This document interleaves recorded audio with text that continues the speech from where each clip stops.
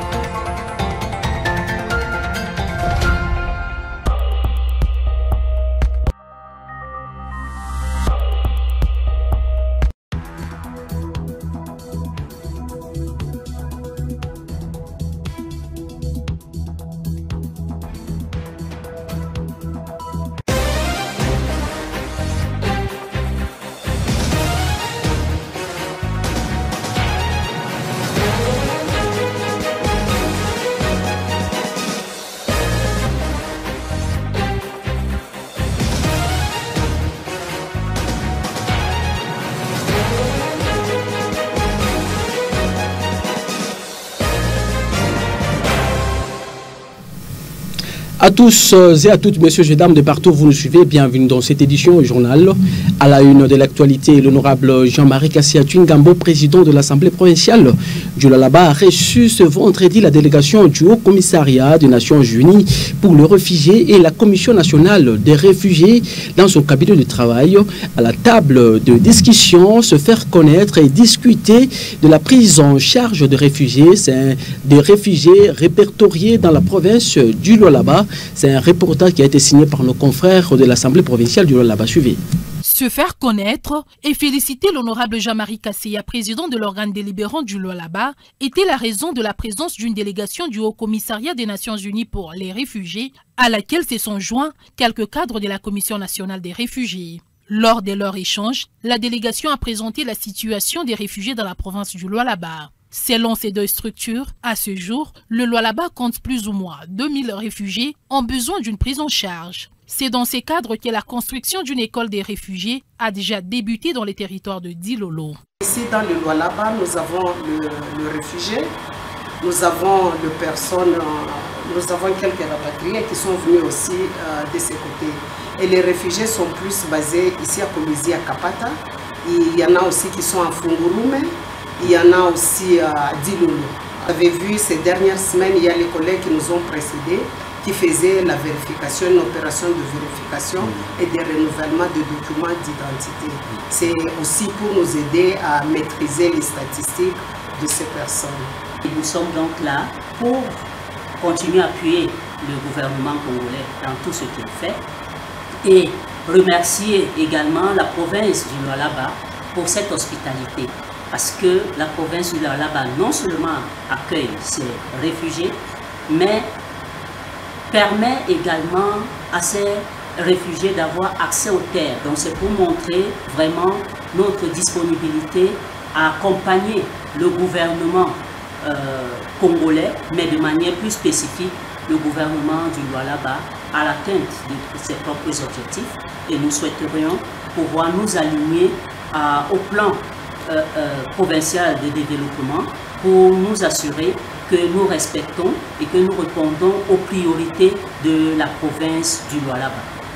Conscient de la responsabilité qui est la leur, l'honorable Jean-Marie Kassia a promis son accompagnement dans le strict respect des lois de la République, tout en insistant sur l'amour du prochain. Et l'objectif, à un certain moment, je disais, quand j'étais administrateur du territoire, je disais à l'époque à vos collègues, que le travail que vous faites à un certain moment, vous touchez aussi l'œuvre de Dieu. Je l'avais dit à l'époque. Aujourd'hui, je le répète. Parce que Dieu nous a donné deux commandements. Aimer Dieu et aimer son prochain. Et vous, vous êtes dans le prochain. C'est pourquoi nous vous encourageons en tant que chrétiens de continuer toujours sur cette lancée. Et faites-le bien comme vous le faites toujours. Avec amour. Ce serait une très bonne chose. En reconnaissance de la bravoure qui caractérise l'honorable Jean-Marie Kassia Tchingambo, cette délégation a remis une tasse sur laquelle sont marquées quelques actions posées sur le terrain par le Haut Commissariat des Nations Unies pour les réfugiés. Les pasteurs de la 38e communauté de frères Ngoringas ont été également reçus par l'honorable président de l'Assemblée provinciale du Lualaba, Jean-Marie Kassia Tchingambo. Ils sont venus le féliciter pour son élection, mais aussi lui témoigner leur soutien durant son mandat. Ces clergés de la 38e communauté de frères Ngoringas ont également apporté un présent au premier des élus provinciaux. Suivez le détail dans ces reportages. C'est par une brève prière que les pasteurs de la 38e communauté des frères Ngoringans ont entamé leur échange avec l'honorable président de l'Assemblée provinciale du Lualaba, Jean-Marie Kassia Tchingambo. Les anciens de différents secteurs de cette communauté ecclésiastique ont d'abord félicité le premier des élus provinciaux pour son élévation à la tête de cette institution avant de lui souhaiter un fructueux mandat. Nous voulons louer Dieu pour la grâce. Vous êtes notre victoire. Vous êtes notre joie. C'est pour ça qu'ils sont venus dire merci au Seigneur. Merci. De nous avoir pensé à nous une fois. Dis au Seigneur qui t'accompagne toujours. Parce que là, votre parcours, il est toujours dirigé par la grâce de Dieu. Que ça ne s'arrête pas. Nous sommes toujours à genoux pour dire merci et nous le serons toujours. Que Dieu te bénisse tant. Tout ce que vous avez, pour cette lourde tâche que vous avez. Mais le Seigneur montre déjà de quoi vous êtes capable. La présence de ces hommes de Dieu de la 38e communauté des frères Ngoringans n'a pas laissé indifférent l'honorable président de l'organe délibérant, Jean-Marie Kassia. Merci à l'Église, 38e communauté des frères en Christ Ngoringans. J'ai dit aussi merci, je suis reconnaissant pour tout ce que vous avez fait. Pour qu'aujourd'hui, Dieu nous a mis à ce poste. Nous vous disons merci. Merci parce que vous nous avez soutenus dans les prières, vous nous avez soutenus dans tous les domaines. C'est un travail que Dieu nous a donné. Nous demanderons toujours votre accompagnement. Surtout l'accompagnement spirituel.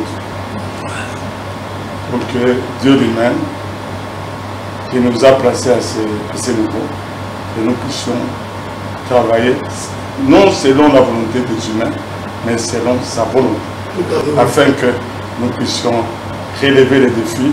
Et notre défi, c'est le développement de la province du Lualaba. Un mouton a été remis à l'honorable président, signe de l'agneau immolé et symbole de l'accompagnement de Jésus-Christ durant son mandat.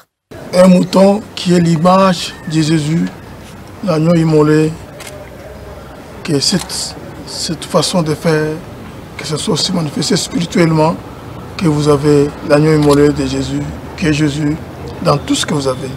Ces clergés de la communauté des frères Ngoringans ont promis leur soutien au premier des élus provinciaux. Opprimés au sein du lieu d'hébergement d'habitat, plusieurs dizaines d'enfants ont trouvé refuge à l'orphelinat officiel moderne Mama Denise Nyakeru. Ce vendredi 19 juillet 2024, ils affirment bien évidemment avoir mené une vie pénible comparable à l'esclavage au temps moderne. Ils l'ont dit.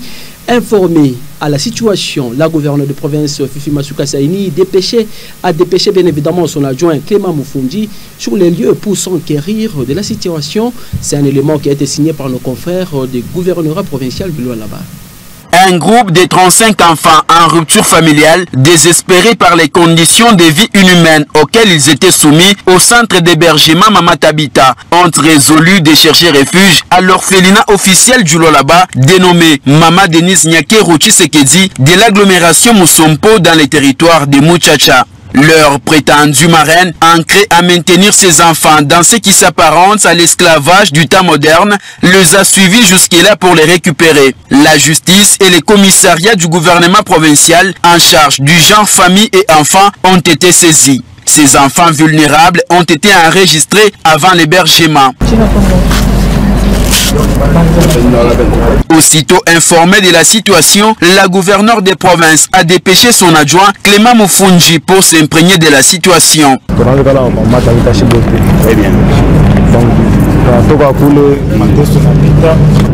tunaanza bukara na mafuta kuna ya kutanta mtoto bagulale fo mjungulisha mabujia rouge kukichwa au mnafunga wa visiteur bale vile bakuya sasa shido wa loji shido tunafunga ile À leur arrivée, ces enfants présentaient des signes alarmants de malnutrition, a souligné Deborah Iemba, médecin de l'orphelinat qui les a accueillis. Quand je suis arrivée, j'ai vu il y avait plusieurs qui n'étaient pas en bon état.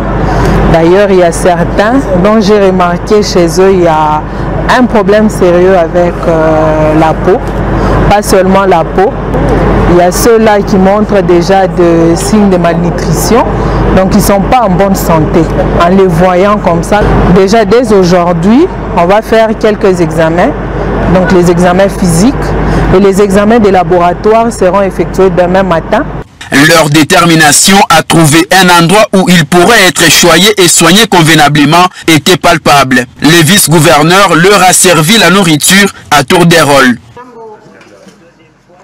Clément Moufoundji a souligné l'importance de créer un environnement sûr pour ces enfants où leur croissance et leur épanouissement sont une priorité absolue pour la gouverneure Masuka. Maman Fifi, comme vous la connaissez, elle a la main tendue. Elle veut vraiment s'occuper des enfants.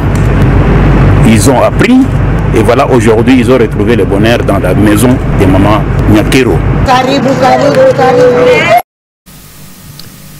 Une bonne réponse aux cris des usagers de la route nationale numéro 39, axe Kazimbe-Gare et péage Lualaba.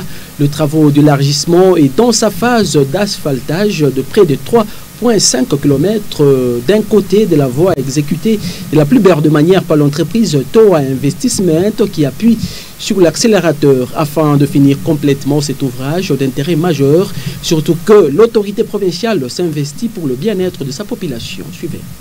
Enfin, la route nationale numéro 39, axe Kazimbe-Gare et péage Lualaba, prend une nouvelle robe. Grâce à l'implication totale du gouvernement Masuka, le travaux d'élargissement avance à une vitesse grand V. Après l'imprégnation de près de 3,5 km, l'entreprise commise à la tâche, Toa Investment, arrive à l'étape d'asphaltage de cette partie de la nationale numéro 39. Visiblement, l'ouvrage prend forme avec l'expertise de l'entreprise qui exécute ces travaux. Surtout que cette dernière possède sa propre centrale d'enrobé, communément appelée Asphalt Plant, la deuxième en RDC, la première au Lualaba, ce qui permet à cette firme d'offrir un travail de qualité avec une capacité de production estimée à 140 tonnes par heure. De grands jours, le directeur général de Toa, M. Victor Gure, assure aux usagers et au gouvernement que cet axe sera fin prêt d'ici la semaine prochaine. Ça, c'est la phase d'asphaltage, c'est la dernière phase.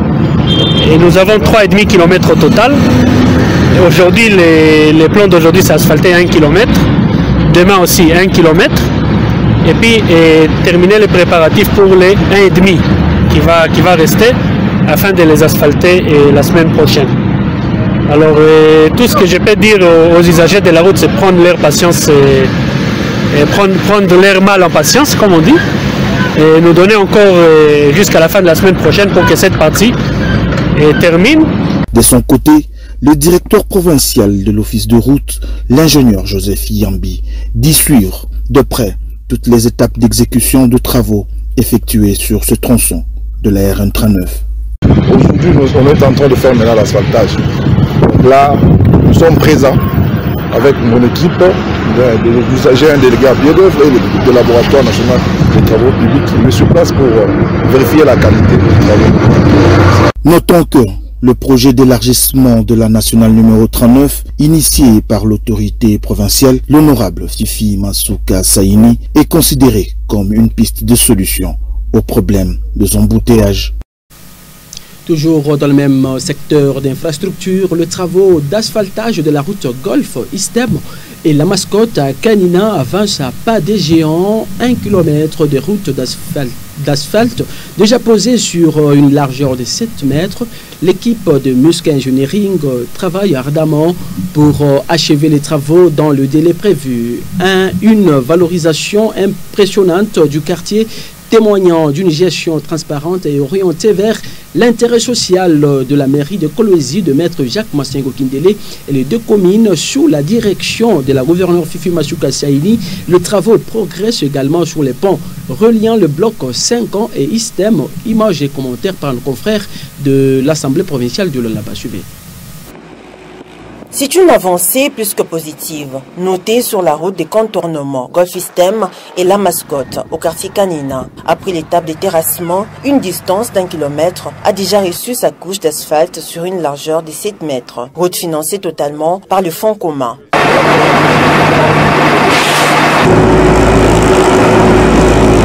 Mosquée et son équipe sont à fond. Plusieurs moteurs d'engin tournent à plusieurs chevaux et c'est dit déterminé à égaliser l'asphalte sur les deux bandes jusqu'au niveau de l'école La Lumière avant la tombée de la journée.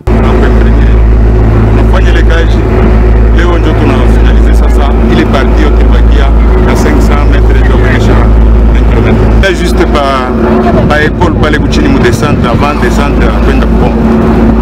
Batia Pale, je vais ma travaux, il est bien qu'on a fait un pont.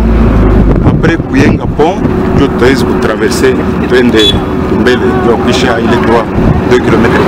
Ces quartiers, jadis dans les oubliettes, aujourd'hui mis en valeur dans l'actuelle gestion limpide et transparente du dénominateur commun, laquelle qui place l'intérêt social avant tout. Sous la volonté manifeste du chef de l'État, Félix Antoine Tshisekedi, suivi à la lettre par le gouverneur Fifi Masuka Saini.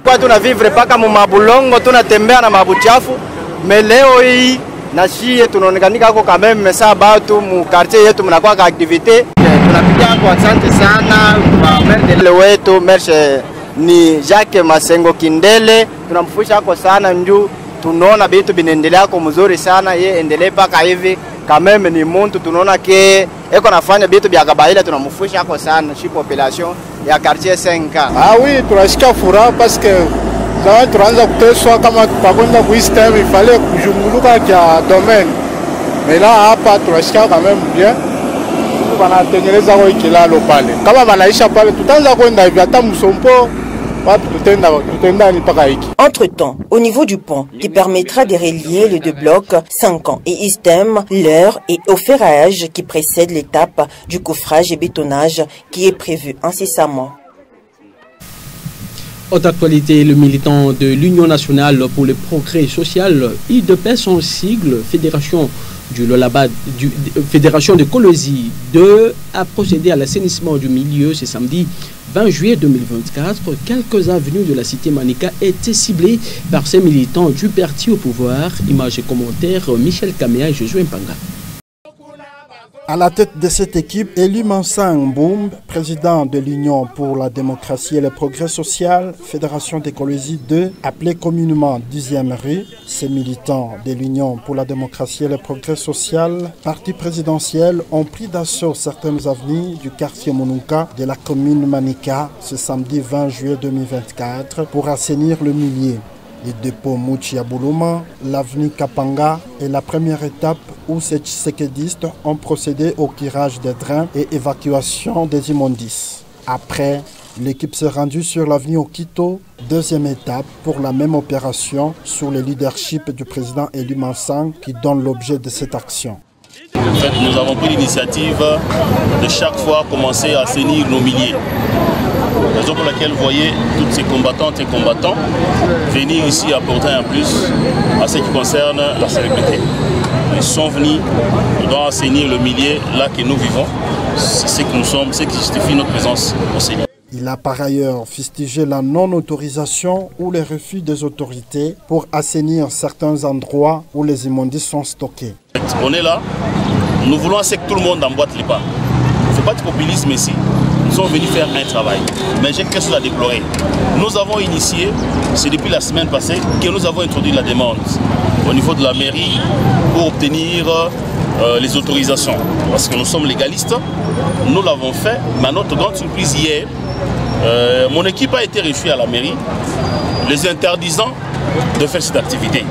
En tant que patriote, nous avons dit ça c'est un ordre mal donné. Et j'ai intimé l'ordre à ce qu'on continue. Parce que ici, nous ne venons pas tuer quelqu'un, nous ne venons pas faire du populisme, nous ne sommes pas dans une activité politique. Nous sommes venus parce que nous avons jugé bon d'apporter aussi un plus, apporter un pierre à l'édifice à ce qui concerne l'assainissement de notre milieu. À l'issue de ces travaux d'assainissement, les militants de l'UDPS, Fédération de Colosie 2, mobilisés comme un seul homme, ont improvisé une marche à pied pour regagner leur siège, sise à l'angle des avenues Madouda et Kananga, où le fédéral d'Écologie D, Élu Mansang, leur a remercié d'avoir répondu à cet appel patriotique tel que souhaité par le chef de l'État, Félix-Antoine Tshisekedi Tshilombo.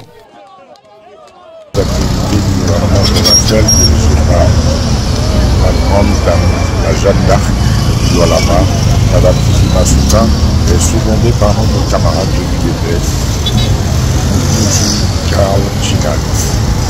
Et au-delà, nous soutenons la vision de notre autorité morale, Félix-Antoine Tshisekedi, son Excellence Monsieur le Président de la République. La RDC en général et la province du Lualaba en particulier accusent un faible taux d'accès au courant électrique pour le Lualaba. Bien évidemment, moins de 20% de la population ont accès à l'énergie électrique. Ces résultats viennent d'une enquête menée par l'Initiative pour la bonne gouvernance et le droit de l'homme IBGDH en sigle. Suivez Maître Donathan Boula qui est au micro de Pascal Bailon Kakoudji. Nous avons constaté que la RDC au niveau national accuse un faible taux d'accès à l'énergie électrique. On parle d'au moins de 10% d'accès. Au Lualaba, nous sommes à environ moins de 5%. Et ces statistiques dateraient d'ailleurs de 5 ans parce que c'est repris dans le plan quinquennal de développement qui vient d'être expiré. Aujourd'hui, la ville de Kassage étant non électrifiée plus de 3 ans, nous considérons que le Lualaba est à moins de 2% de taux d'accès à l'électricité. Et IBGDH a fait un état des lieux. Et puis nous proposons mener un plaidoyer auprès des autorités, des acteurs privés ainsi que des organisations de la société civile pour que tous on se mobilise et on s'engage dans les solutions énergétiques, c'est-à-dire rendre effectif les droits constitutionnels des Congolais à avoir accès à l'énergie électrique. Et aujourd'hui, ça a été effectivement ces assises-là pour valider la note de plaidoyer. Ce qu'il faut attendre de ces assises, c'est que nous venons par exemple de valider la note de plaidoyer pour nous amener sur, dans les rencontres avec les parties prenantes de manière à convaincre par exemple les ETD, à convaincre la province à investir directement dans les projets énergétiques, mais de manière par exemple à obtenir de l'Assemblée provinciale les édits qui obligent les ETD et les entreprises à réserver un quota d'énergie pour la population dans les nouveaux projets, parce que vous savez au Lualaba il y a au moins 4 projets qui sont en cours de construction, mais il est important de faire les choses autrement. On a inauguré Boussanga, mais sur terrain nous n'avons pas toujours de courant. Nous pensons qu'il faut renforcer le cadre légal et pour ça on peut passer par les édits. Donc ce qui suit après, c'est vraiment les travaux de plaidoyer qui suivent. Et le Haut-Conseil d'écologie éprouve des difficultés par manque des lieux de loisirs publics. L'on en dénombre quelques-uns. Le site de la Poste et du rond-point de l'Indépendance sont presque inopérationnels. C'est un constat qui a été fait par Jean Carton Kasson-Mouchal. Jadis, un lieu d'attraction, de délassement, de distraction pour les vacanciers, la place de la Poste présente un état piteux. L'écran géant n'a plus été allumé il y a 2 ans et pourtant son groupe électrogène fonctionne. Cette place qui a servi d'attraction pour les photographes avec la fontaine, celle-ci ne connaît plus des jets d'eau et son bassin contient une eau verdâtre nauséabonde. Les appareils d'éducation physique, de musculature, se comptent sur le doigt d'une main. Les bancs qui ont servi aux amoureux et aux étudiants sont la plupart détruits. Ce spectacle de la Poste est une réplique de celui du rond-point de l'Indépendance communément appelé Malou. Là aussi, pas d'eau pour les jeux de fontaine. Au dire des surveillants de ces sites touristiques, l'écran géant n'est pas en panne, mais l'on ignore les raisons pour lesquelles il n'est pas allumé. Vu que tous les enfants n'ont pas le même moyen pour se rendre ni à KTB ni à Wansela, il serait de bonne loi que le maire de la ville de Kolwezi puisse arranger ces 2 sites touristiques et d'attraction pour les vacanciers.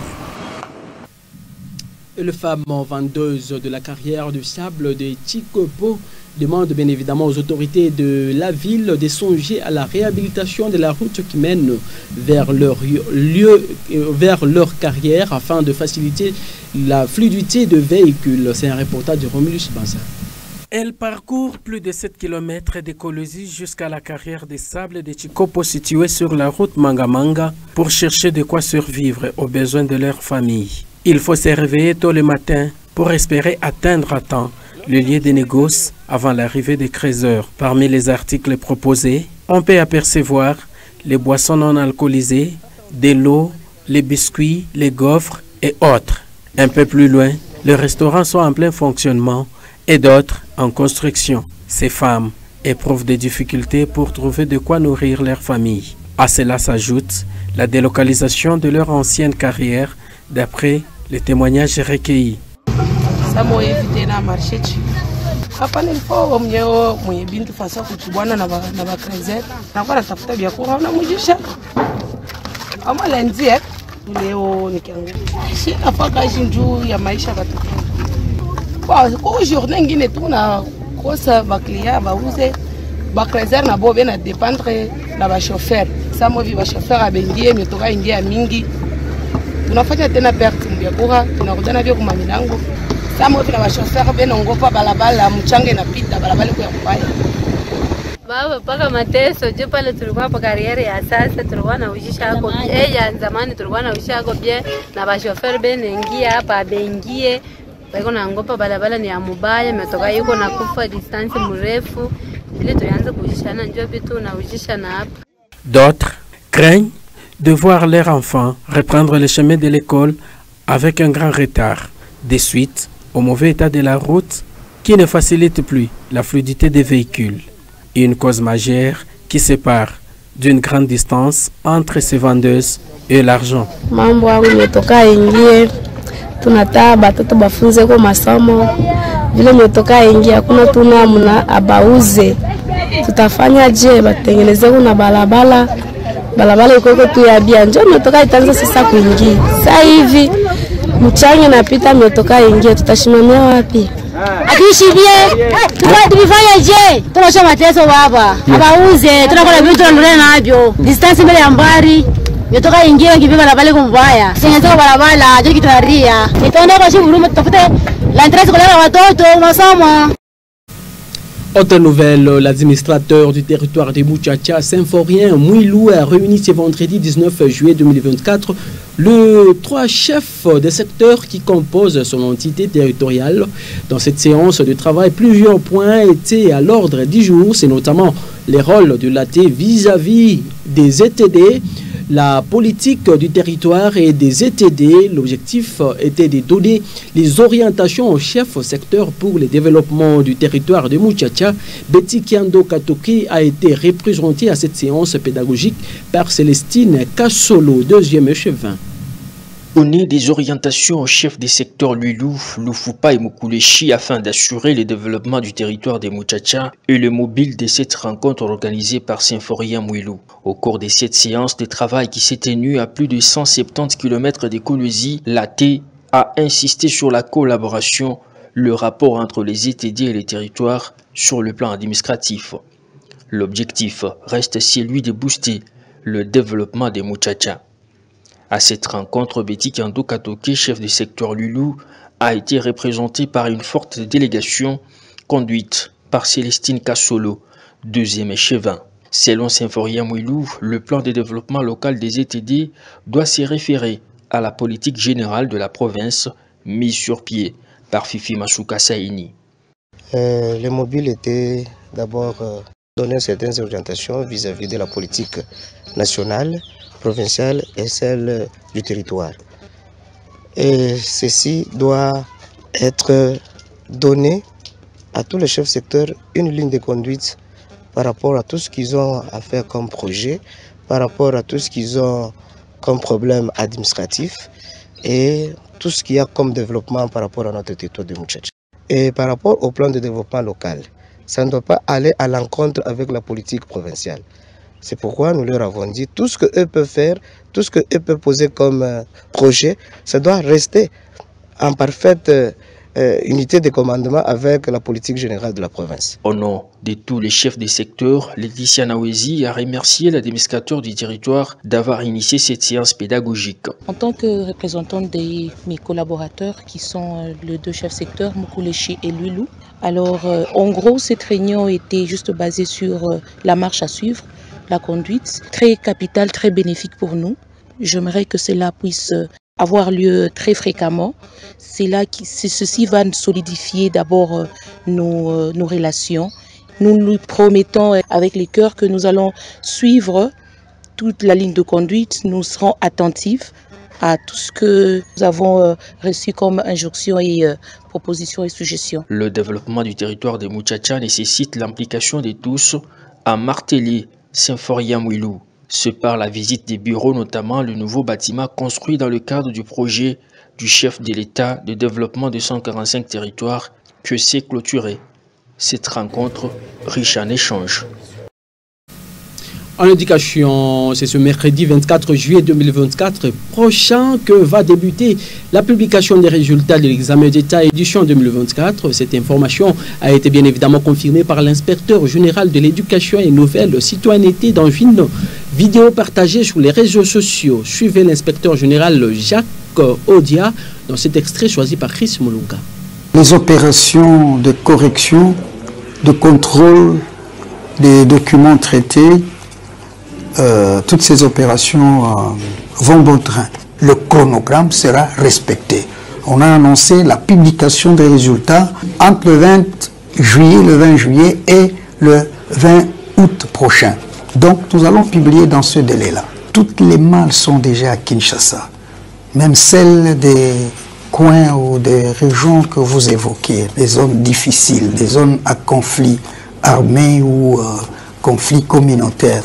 Tout est déjà à Kinshasa. Au moment où je vous parle, les opérations de correction se déroulent très bien. Le jury se réunit le 24, le mercredi prochain. Et le même jour, on publie les résultats de la session 2024 de l'examen d'État. Pour raison de fiabilité, de crédibilité, il faut que tout le monde soit associé à cet exercice. Nous avons beaucoup de structures. Vous avez le cabinet du ministre parce que le président du jury, c'est la ministre d'État elle-même, l'inspecteur général avec tous les autres collaborateurs qui dans le cadre des évaluations, mais également les directeurs chefs des services de l'administration centrale. Vous avez également les coordonnateurs des écoles conventionnées et le président du comité des parents. Tout le monde est appelé à cet exercice, n'est-ce pas, pour raison de transparence, de fiabilité et de crédibilité. Donc, le mercredi, je confirme, à moins que, et je crois, le ciel ne tombera pas le mercredi. Nous allons publier le mercredi. Le speaker de la Chambre basse du Parlement, Vital Kamerhe, a échangé ce vendredi 19 juillet 2024 avec la délégation de l'Union européenne conduite par Rita Larogina, directrice Afrique de l'Union européenne en RDC. Leur échange a tourné tout autour de la situation sécuritaire à l'est de la République démocratique du Congo. Merci. Les besoins primordiaux de la République démocratique du Congo est de mettre fin à la guerre lui imposée par le Rwanda et l'Ouganda dans sa partie est. Le président de l'Assemblée nationale, le professeur Vital Kamerhe, l'a fait savoir à Rita Larogina, directrice Afrique de l'Union européenne, dépêchée en République démocratique du Congo pour venir réitérer les souhaits de cette institution d'approfondir les partenariats traditionnels avec la RDC à travers l'accompagnement des réformes annoncées par le chef de l'État, Félix Antoine Tshisekedi Tshilombo, dans son programme quinquennal. Comme il a fait à Montréal devant ses pairs de l'Assemblée parlementaire francophone et tout récemment avec les membres du Congrès américain, le vendredi 19 juillet 2024, le speaker de la Chambre basse du Parlement a invité l'Union européenne à soutenir la position ferme de la République démocratique du Congo qui exige le retrait de l'armée rwandaise et ougandaise du sol congolais avant toute autre démarche. Il a montré que c'est la meilleure façon de baliser une solution politique ou diplomatique à cette question afin de laisser désormais place au développement à travers la mise en place d'une bonne politique de coopération sous-régionale. Le président de l'Assemblée nationale a annoncé que dans le cadre de la matérialisation du programme du chef de l'État, la Chambre basse du Parlement va initier plusieurs réformes dans différents secteurs en vue d'améliorer les sociétés des Congolais, le climat des affaires, l'accès à la justice équitable et l'économie en général. Sur cette question, Rita Laranjina a précisé que l'Union européenne va s'investir davantage dans la consolidation de la paix en RDC et le développement durable à travers un soutien dans l'industrialisation, la transformation locale des minéraux, l'éducation et la santé, ainsi que la modernisation des pratiques parlementaires. L'occasion d'échanger sur la situation à l'est de la RDC, une situation qui nous préoccupe beaucoup, qui préoccupe les Congolais. Donc c'était aussi l'occasion d'exprimer le soutien de l'Union européenne aux initiatives de paix régionales qui sont en cours et que nous espérons puissent s'approfondir elles aussi et qu'on puisse avancer vers une paix soutenable qui, nous le pensons, est dans l'intérêt de tous les Congolais et de toutes les Congolaises. Nous sommes venus au nom de l'Union européenne exprimer notre souhait de maintenir ce fort engagement avec la République démocratique du Congo, d'approfondir un partenariat qui est un partenariat déjà traditionnel, mais qui est un partenariat que nous souhaitons aussi engager vers le futur. Le président de l'Assemblée nationale nous a fait part de ses projets dans le domaine des questions parlementaires, de l'amélioration des instruments de l'Assemblée nationale et nous a demandé de réfléchir ensemble avec lui sur comment l'Union européenne peut venir en soutien de cette modernisation des pratiques parlementaires, par exemple. Le speaker de la Chambre basse du Parlement a appelé l'Union européenne à prêter main forte à cette épineuse question sécuritaire de la sous-région des Grands Lacs afin de bien cerner la problématique et appliquer des solutions qui vont mettre définitivement fin à la guerre. Et voilà ce qui met fin à cette édition du journal. Merci à vous pour votre fidélité de l'avoir suivi. Surtout restez fidèles au programme de Manica Télévision. Moi, je vous retrouve demain à la même heure sur la même chaîne. Au revoir.